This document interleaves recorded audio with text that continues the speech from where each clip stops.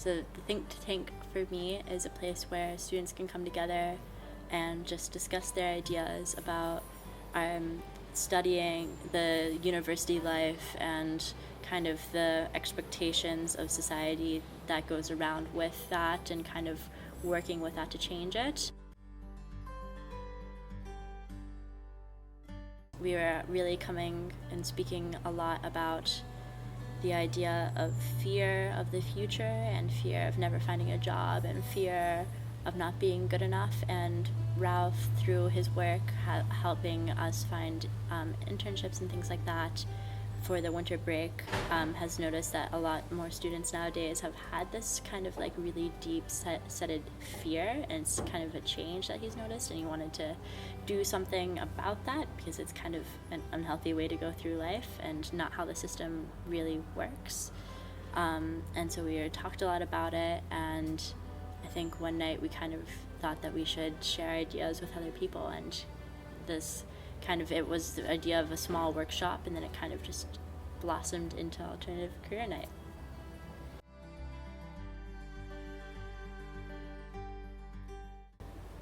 Well, I could lie and say that it was a super fantastic, fun, awesome day for me, but it wasn't. The night before, I get really, really nervous, and I just spent the entire night throwing up, which was really, really fun.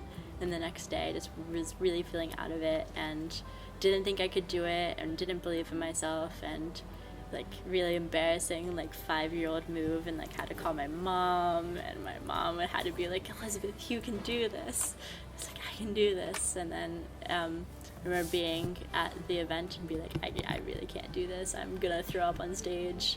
And the Zen Meister, he came and he was like gave us this tip about breathing deeply, and then like did that and was relaxed and like went up on the stage and was just like, all right, I'm gonna do this. It's too late now to back out. And it went surprisingly well.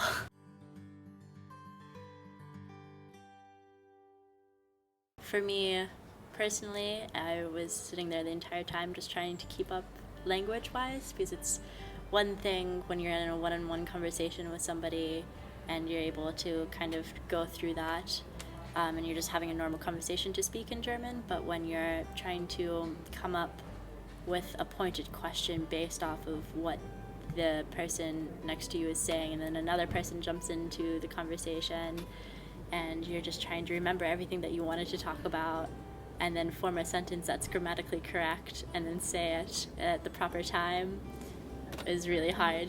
Was one of the big things I focused on. And that's all I was thinking about, like, the entire time.